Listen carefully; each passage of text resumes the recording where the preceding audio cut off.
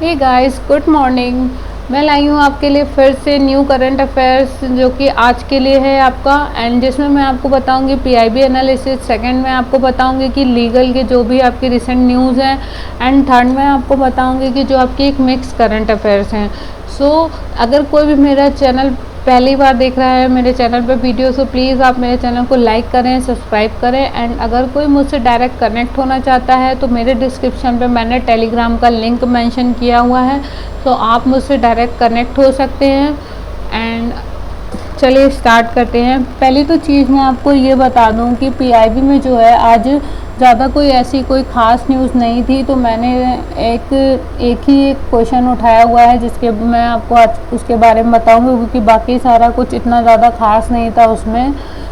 चलिए स्टार्ट करते हैं। जैसा कि आप देख रहे हैं, इसमें लिखा हुआ है कि आयकर विभाग ने कोविड-19 महामारी के बीच 20 लाख से अधिक करदाताओं को 62,361 करोड़ रुपए वापस किए हैं।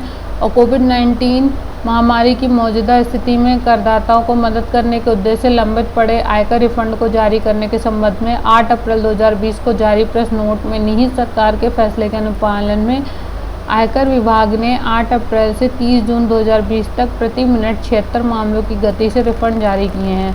इस अवधि के दौरान केवल 56 कार्य दिवसों में केंद्रीय प्रत्यक्ष कर ने 20.44 लाख से अधिक मामलों का निपटारा करते हुए 62,361 करोड़ रुपए से अधिक का आयकर रिफंड जारी किया। देखिए इसमें क्या है कि जो हमारा इनकम टैक्स डिपार्टमेंट है, उन्होंने कोविड महामारी के बीच इतना बड़ा काम किया है, क्योंकि इस समय इतना बड़ा पैंडेमिक है जिसकी वजह से बहुत ज़्यादा प्रॉब्लम हो रही है। तो उन्होंने 20 लाख से अधिक करदाताओं को 60,361 करोड़ रुपए वापस करे, वो भी पर मिनट। उन्होंने 76 केसेस में रिफंड जारी किया हुआ है। ये इन्होंने इनिशिएटिव कब से लिया हुआ था? 8 अप्रैल से लेकर 30 जून तक।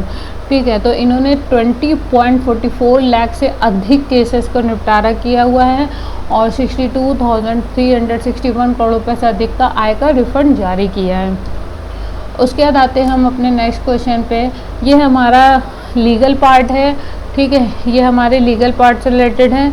चलिए स्टार्ट करते। इसमें है कि किस हाई कोर्ट के जज जस्टिस प्रतीक प्रकाश बनर्जी का देहांत हुआ है? तो the death of justice Pratik Prakash Banerjee of which court? Delhi high court, Kolkata high court, Lucknow court and Prayagraj high court. तो आप इनके नाम से ही पहचान जाएंगे, कोलकाता हाई कोर्ट। तो इसमें ऐसा कुछ ज़्यादा आपका समझाने वाला नहीं है, तो इसमें नॉर्मल सा क्वेश्चन है। उसके बाद है कि लॉस ऑफ कंसोर्टियम के अलावा अलग से loss of love and affection का मुआवजा निश्चित नहीं। सुप्रीम कोर्ट ने किस केस में ये फैसला किया है? यानी कि apart from loss of consortium and compensation of loss of love and effect is not justified, in which case the Supreme Court has decided? United India Insurance Company Limited बनाम Satyendra Kaur, United India Insurance Company Limited बनाम Kaur, United India Insurance Company Limited बनाम Punjab, United India Insurance Company Limited बनाम state. ठीक है, तो इसमें जो इन्होंने फैसला लिया है, ये लिया है United India insurance company limited बनाम सत्येंद्र कौर। अब हम जानते हैं इस मामले में था क्या। एक्चुअली में जो एक लेडी थी, उन्होंने अपने हस्बैंड की डेथ के बाद उनका ये कहना था कि जो मेरा प्यार की भी जो कमी हुई है उसका भी हमें मुआवजा मिलना चाहिए। तो सुप्रीम कोर्ट का कहना ये है कि जो दाम्पत्य जीवन का जो अधिकार होता है, ठीक है, तो ये उसी के अंदर आता है, तो इसका कोई अलग से मुआवजा नहीं मिल सकता है। तो उन्होंने क्या उन्होंने एक सिंपल वर्ड में यही मतलब बताया हुआ है कि ये अनुचित नहीं होगा, मतलब ये उचित नहीं होगा कि अगर हम उसका भी अलग से मुआवजा देते हैं। तो उन्होंने क्या किया है कि संपत्ति का नुकसान, दाम्पत्य जीवन के अधिकार की हानि और दाह संस्कार पर होने वाला खर्च दिया है। ठीक है, और कहा है कि प्यार और स्नेह की हानि दाम्पत्य जीवन के संपूर्ण अधिकार की हानि में सम्मिलित है। प्यार और स्नेह का अधिकार दाम्पत्य जीवन के अधिकारों का ही एक हिस्सा है, यानी कि इसका अलग से कोई मुआवजा नहीं बनता है। ठीक है, ये एक केस था जो कि अभी जजमेंट आया हुआ है। उसके बाद आते हैं हम, हाल ही में किस मंत्रालय ने पतंजलि की कोरोनिल दवा की बिक्री पर लगे प्रतिबंध को हटा लिया है? Which ministry recently lifted the ban on the sale of Patanjali Coronil drugs? Home ministry, foreign ministry, ministry of AYUSH और नॉन ऑफ दिस। आयुष हमारा मंत्रालय होता है, सभी को पता है, जिसमें एक तरीके से हेल्थ वगैरह से रिलेटेड चीज़ें बताई जाती हैं। तो इसके आप इससे भी एक अंदाज़ा लगा सकते हैं कि किस में है, मिनिस्ट्री ऑफ आयुष में। उसके बाद क्या है, भारत सरकार ने अटॉर्नी जनरल के वेणुगोपाल का कार्यकाल कितने वर्ष तक बढ़ा दिया है?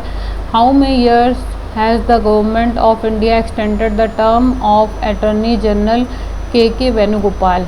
3 years, 1 year, 4 year and 2 year। तो इनका जो है कार्यकाल बढ़ाया गया है, जो कि हमारे भारत के अटॉर्नी जनरल हैं, ठीक है। तो इनका कब तक बढ़ाया गया है? 1 year तक। उसके बाद आते हैं हम अपने नेक्स्ट क्वेश्चन पे, जो है केंद्र सरकार, तमिलनाडु सरकार किस बैंक के साथ आवास परियोजनाओं के लिए समझौता किया है? The central government Tamil Nadu government has tied up with which bank of housing project? Asian development bank, world bank, bank of America, reserve bank of India. तो इसमें आपका होगा world bank.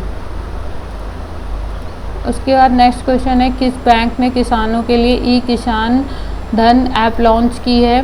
Which bank has launched ई किसान धन app for farmers? HDFC bank, Punjab national bank, bank of India and ICICI bank. तो इसका होगा आपका HDFC बैंक। तो इसमें हम जानते हैं क्या एक्चुअली जो ई किसान ऐप है जिन्होंने लॉन्च किया है, इसका बेसिकली जो पर्पस है वो 2 पर्पस है। पहला तो आपका जो है वो है कृषि से रिलेटेड है, ठीक है, यानी कि उनके इकोसिस्टम वगैरह कृषि के बारे में बताया जाएगा। और सेकंड जो है वो है बैंकिंग से रिलेटेड, यानी कि जो मतलब कि जो किसानों के लिए भी जो है उनको ई बैंकिंग के बारे में पूरी जानकारी और पूरी एक इजी वे में उनके लिए होगा, जो कि स्पेशली किसानों के लिए बनाई गई है, ठीक है। तो इसमें इनको 2 बेनिफिट मिलेंगे, ठीक है। उसके बाद हम आते हैं अपने सेकेंड पॉइंट पे, जो है कि किस राज्य सरकार ने हाल में ही कौशल कनेक्ट फोरम नाम एक नया पोर्टल लॉन्च किया है? Which state government has recently launch the new portal called skill connect forum? Telangana, Tamil Nadu, Maharashtra, Karnataka. तो इसमें जो आपका आंसर होगा वो होगा कर्नाटका। उसके बाद हमारा नेक्स्ट क्वेश्चन है, विजडन ने किस क्रिकेटर को भारत का मोस्ट वैल्यूएबल प्लेयर चुना है? विराट कोहली, सुरेश रैना, रविंद्र जडेजा एंड रोहित शर्मा। तो इसका आंसर होगा आपका रविंद्र जडेजा। तो इसमें ऐसा कुछ समझाने वाला नहीं था। एंड अगर किसी को मेरे स्लाइड का PDF चाहिए हो अपने नोट्स बनाने के लिए या कुछ भी, तो आप मुझे कमेंट सेक्शन में मेंशन कर सकते हैं। तो मैं अपने डिस्क्रिप्शन में अपने स्लाइड्स का, अपने वीडियो का PDF आपको दे दूँगी, जिससे कि आपको ईजी रहे किसी भी चीज़ को लर्न करने के लिए, आपके पास एक नोट्स रहे। एंड प्लीज़ अगर आप मुझसे कनेक्ट होते हैं तो मेरे को एक कन्वीनियंट रहेगा, तो मैं डेली अपने ग्रुप में PDF सेंड कर दिया करूँगी। And thank you so much for watching this video.